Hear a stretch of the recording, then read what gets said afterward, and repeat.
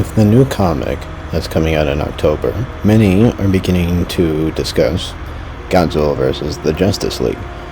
Now, while I personally really don't like DC, I think this might be an interesting opportunity. So today, we're going to show what would happen if the Monsterverse Godzilla from the film, and not this comic variant, faced against the Justice League, also from the live-action films. To see some of my Monsterverse Godzilla scaling, you can watch either the scaling video I did on him from after King of the Monsters, or from the more recent video versus Final Wars Godzilla. And thus, we have stats of multi-continental, attack potency and durability, perhaps even higher, with reaction and combat speed of relativistic to faster than light. So, how does DC compare?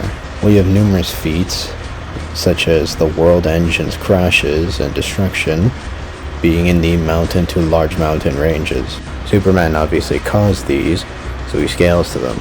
The Karathan is a creature who Aquaman could withstand multiple attacks from, and who managed to drag itself from the core of the planet. This feat calculates to large island to country, similar to Godzilla's own blast to the core before I redid it. Wonderwoman should scale above a dying Zeus, who with a breath managed to create a whole island, which is an island level feat at least. Superman also managed to move a tectonic plate, which is country level.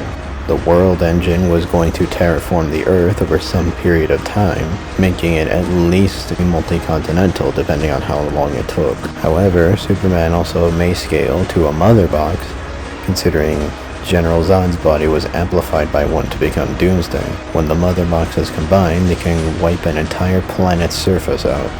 A multi-continental feat at least, with some calculations putting it up to large planet. However, this may be dubious because when we see it in Zack Snyder's Justice League, albeit it is not considered DCEU canon, Superman is completely destroyed by the attack, so he probably doesn't scale to it at all. However, Batman does call him more powerful than a planet, so he might be more durable than the rest of the surface of the Earth, and thus multi-continental.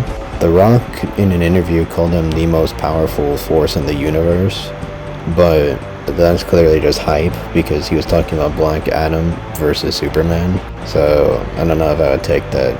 And if you do want to use that, you could say the same thing about the Monster versus Hollow Earth, which Godzilla scales to if not above. For speed, we have direct light speed statements and relativistic calcs for the likes of Wonder Woman, Aquaman, even Batman managed to evade the light speed lasers. Flash is faster than the speed of light, and Superman can react to him after his amp, and is implied to be somewhat close to him in speed.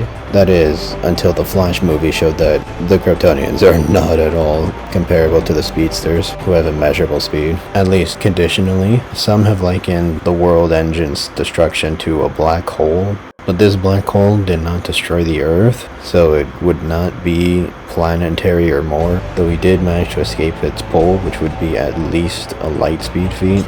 Many people have also tried to say that DCEU Superman is moon level because of the cracked moon in the films. However, the issue is this is specifically stated to be just a reference to the cracked moon in the comics, and so yeah, that wouldn't really scale to anybody in the films.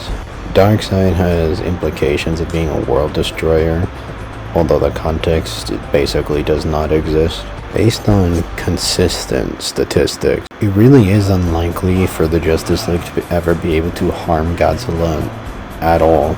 But using the higher ends, they would be able at least do something against consistent and Monsterverse Godzilla.